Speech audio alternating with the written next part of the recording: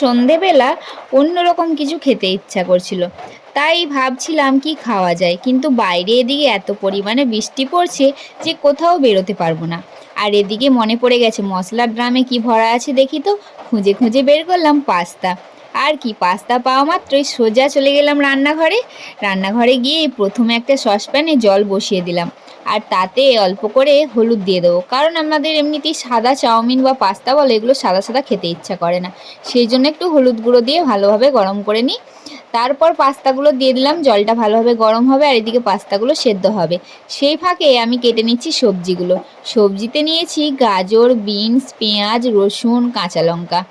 আমি এই প্রথমবার পাস্তাতে রসুন দিয়ে ট্রাই করলাম। আমি অনেক ভিডিওতে দেখেছি চাইনিজ রান্নাতে প্রথমে রসুন কুচি দেয়, সেই জন্য ভাবলাম যে আজকে পাস্তাটাতে ট্রাই করা যাক, কেমন লাগে দেখি তো। সেদ্ধ পাস্তাটা জল ঝারিয়ে ঠান্ডা জল দিয়ে ধুয়ে দিয়েছি, আর ওপর থেকে ছড়িয়ে দিয়েছি অল্প করে সাদা তেল। পুজো শুরু হতে আর মাত্র কয়েকদিন বাকি আছে, কিন্তু বাইরের এই বৃষ্টির ওয়েদার দেখে না আমার মনটা খুব খারাপ হয়ে যাচ্ছে। বছরে তো একবারই দুর্গাপুজো আসে বলো, আর তাতেও যদি বৃষ্টি হয় মনটাই কেমন লাগে। নতুন জামা কাপড় তো কিনেছি, কিন্তু পুজোতে বেরোতে পারবো কি না সেই চিন্তাতেই আছি। পাস্তাগুলো ঠান্ডা করতে দিয়ে এবার একটা কড়াই চাপিয়ে দিয়েছি। কড়াইটা গরম হলে ওই 3 চামচ মতো সাদা তেল দিয়েছি, তোমরা চাইলে কমও তেল দিতে পারো। কম তেল দিলে না পাস্তাগুলো ভালো করে ভাজা যায় না, ওই জন্য একটু বেশি করে তেল দিই। আর ওদিকে কড়াই গরম হতে হতে আমি রসুনটা কুড়িয়ে নিচ্ছি। তেলটা গরম হয়ে গেলে সবজিগুলো সব একে একে ভালোভাবে ভেজে নিতে হবে। আচ্ছা, পাস্তার রেসিপি তো অনেক রকমভাবেই হয়, আমি তো জানি না এত কিছু রান্না, কিন্তু পাস্তাটা আমি এইভাবেই ভেজে রান্না করি। যতবারই রান্না করি ততবারই কিন্তু আমার খেতে দারুণ লাগে। আচ্ছা, তোমরা কি জানো আরও কীরকম করে কি পাস্তার রেসিপি করা যায়? ইউটিউবে তো অনেক রকমই ভিডিও দেখেছি, কিন্তু রান্না করার বা ট্রাই করার ভরসা পাইনি, যদি না খেতে পারি। কিন্তু তোমরা যদি কমেন্ট করে বলো অবশ্যই একটুখানি সাহস পাবো, কারণ তোমরা তো নিজেরা টেস্ট করেই বলবে, তাই না? তোমরা কিন্তু বলে দিও একটু অন্যরকমভাবে যদি কিছু ট্রাই করা যায়, তাহলে আমি সেরকমভাবেই ট্রাই করব। এদিকে পাস্তাগুলো ভালোভাবে ভেজে নিতে হবে।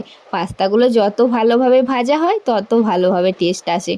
আর এরকমভাবে চাউমিনের থেকে কিন্তু পাস্তা খেতে আমার বেশি ভালো লাগে। পাস্তাগুলো বেশ লাল লাল করে ভাজলে যত জলটা শুকিয়ে যাবে পাস্তার মধ্যে তত ভালো টেস্ট আসবে। এই দেখো, তোমাদের সঙ্গে গল্প করতে করতে আমার পাস্তাটা কিন্তু ভালোভাবে ভাজা হয়ে গেছে। এবার ওপর থেকে ছড়িয়ে দিচ্ছি চাউমিনের মশলা, কারণ আমার কাছে পাস্তা মশলাটা তো নেই, ওই জন্য আমি চাউমিন মশলাটা দিয়ে আজকের মতো কাজ চালিয়ে নিচ্ছি। একটু আগেই মা ফোন করেছিল, মা বলছে নাকি পুজোতে লক্ষ্মী পুজো পর্যন্ত বৃষ্টি হবে, নিম্নচাপ উঠেছে। এটা শুনে তো আমার মনটা বেশ খারাপ হয়ে গেল। আচ্ছা, তোমরা কি জানো কিছু আবহাওয়ার খবর? যদি কেউ জানো একটুখানি আমাকে জানিও যে কতদিন কি বৃষ্টি হবে, তাহলে ঘোরার প্ল্যান না করে বাপের বাড়ি চলে যাব। এদিকে পাস্তাগুলো সমস্ত কিছু রেডি হয়ে গেছে, আর নাবিয়ে নিয়ে দুটো প্লেটে নিয়েছি, কারণ এখন আছি আমরা মা ও মেয়ে, হাজবেন্ড এখনও বাড়ি আসেনি। এদিকে সস দিয়ে পরিবেশন করে মেয়ের সাথে নিয়ে বসে গেছি পাস্তাটা খাওয়ার জন্য, টেস্ট করার জন্য কেমন হয়েছে। চলো টেস্ট করে তোমাদের জানাই কেমন হয়েছে। আমি তো খেয়ে দেখলাম ভালোই টেস্ট হয়েছে, তো মেয়েকে জিজ্ঞাসা করলাম কেমন টেস্ট হয়েছে, মেয়েও বলছে ভালোই হয়েছে।